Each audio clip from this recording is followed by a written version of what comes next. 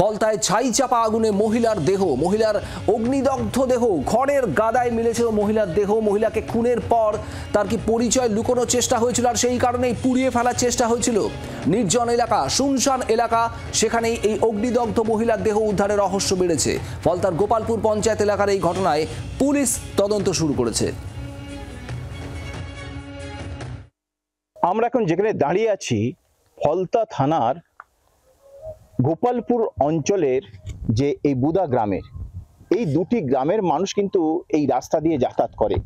যে রাস্তা দিয়ে সাধারণ মানুষ দিনের বেলা যায় এবং রাত্রে যেতে গেলে অনেকটাই আতঙ্কে থাকে, কারণ এই এলাকা যথেষ্ট শুনশান এবং এই শুনশান রাস্তার পাশে একটি যে জমি আছে, সেই জমির পাশে যে বাঁশবাগান আছে, সেই বাঁশবাগানের মধ্যে খড় কাঁড়ি করা ছিল। আর সেই খড়ের মধ্যে থেকে একটা পোড়া দেহ পাওয়া যায় এক মহিলা। তবে এখনো পর্যন্ত ওই মহিলার কোনো পরিচয় পাওয়া যায়নি। এই মহিলা কোথা থেকে এসছে এবং কারা নিয়ে এসেছিল, এর পেছনে কি বিষয় আছে, সেটা কিন্তু ইতিমধ্যেই ফলতা থানার পুলিশ তদন্ত শুরু করেছে। ইতিমধ্যে যে জায়গা থেকে, অর্থাৎ যে বাঁশবাগানের খড়ের যে জ্বলন্ত জায়গা থেকে, সেই জায়গা থেকে কিন্তু ইতিমধ্যেই পুলিশ প্রশাসন সেই মৃতদেহ উদ্ধার করে ডায়মন্ড হারবার পুলিশ মর্গে পাঠিয়েছে। তবে এর পিছনে কি রহস্য আছে সেটা কিন্তু এখন তদন্তের বিষয়। জি 24 ঘন্টা, নকিবউদ্দিন গাজী, ফলতা। স্থানীয়রা কি বলছেন এই গোটা ঘটনা নিয়ে শোনাবো আপনাদের। এই রাস্তা দিয়ে মানুষ যাতায়াত করে? কালকে এখানে অনুষ্ঠান ছিল। আচ্ছা, ভিতর দিকে মশক ছিল। আরে কে কোথা দিয়ে যাচ্ছে না যাচ্ছে, কে কার দিকে বসে যাচ্ছে। পুলিশ এসেছিল? কাউকে নিয়ে গেছে? বলতে পারবো না। পুলিশ কখন এসেছিল? এই তো বেলার দিকে এসেছিল। ঠিক কি ঘটেছিল এই মহিলার সঙ্গে, কেন এই মহিলাকে খুন হতে হলো, পোড়ালোই বা কারা? আমরা কথা বলেছিলাম প্রাক্তন পুলিশ কর্তা অনিল জানার সঙ্গে, তিনি কি বলছেন শোনাবো। দেহটাকে নিয়ে গিয়ে ভেবেছিল খড় দিয়ে পুড়িয়ে দেবে, এই জন্যই হয়তো প্রাথমিকভাবে করেছিল।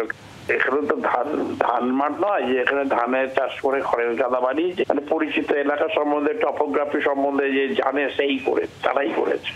মহিলার মুখটা কি যদি ঠিক থাকে, মুখ যদি পুড়ে না গিয়ে থাকে, পাওয়া যাবে এসব জায়গায় মিসিং ডায়েরি ওই বয়সের মহিলার। তারপরে মহিলার হাতে যদি হিন্দু হয়, শাখা পলা থাকবে, সেসব দেখেও বোঝা যায়। রহস্য দানাবাদ যে পরিস্থিতি মধ্যে তদন্ত শুরু করেছে, কিন্তু সবার আগে প্রয়োজন এই মহিলার পরিচয় জানা, যা এখনো পর্যন্ত জানা সম্ভব হয়নি। যেভাবে পুড়ে গিয়েছে গোটা মহিলার প্রায় সমগ্র দেহ, তাতে মুখ দেখে চেনা যাচ্ছে না এই মহিলাকে। কি কি প্রশ্ন উঠছে এই গোটা ঘটনায় দেখাবো আপনাদের এক এক করে। ফলতার এই ঘটনায় যে মহিলার দেহ উদ্ধার হয়েছে, সেই দেহ উদ্ধারের পর থেকেই স্থানীয়দের মধ্যেও একাধিক প্রশ্ন। গোটা এলাকায় মুহূর্তে ঘিরে রেখেছে পুলিশ। খড়ের গাদা পুড়ে ছাই হয়ে গিয়েছে এবং সেখানেই ছিল এই মহিলার দেহ। প্রশ্ন একাধিক, কিভাবে খড়ের গাদায় এলো মৃতদেহ? মৃতদেহ কিভাবে খড়ের গাদায় এলো ফলতার এই এলাকায়? খুন করে কি দেহ পোড়ানো হয়েছে? যে কথা আগেও আমরা জানাচ্ছিলাম আপনাদের, খুন করে কি ওই মহিলার দেহকে পোড়ানো হয়েছে? মহিলাকে খুনের পর কি পরিচয় লুকোনোর চেষ্টা হয়েছিল, যাতে কোনোভাবেই মহিলাকে চিনতে না পারা যায়, আর সেই কারণেই কি মহিলাকে পুড়িয়ে দেওয়ার চেষ্টা? মহিলার পরিচয় লুকানোর জন্যই কি এই উদ্যোগ? নিহত মহিলার পরিচয় কি? তিনি কি স্থানীয় বাসিন্দা নাকি বাইরের অন্য কোনো এলাকার মানুষ? কিভাবে খড়ের গাদায় এই মহিলার দেহ এলো, এটাই এই মুহূর্তের সব থেকে বড় প্রশ্ন, আর সেই প্রশ্নেরই উত্তর খুঁজছে পুলিশ।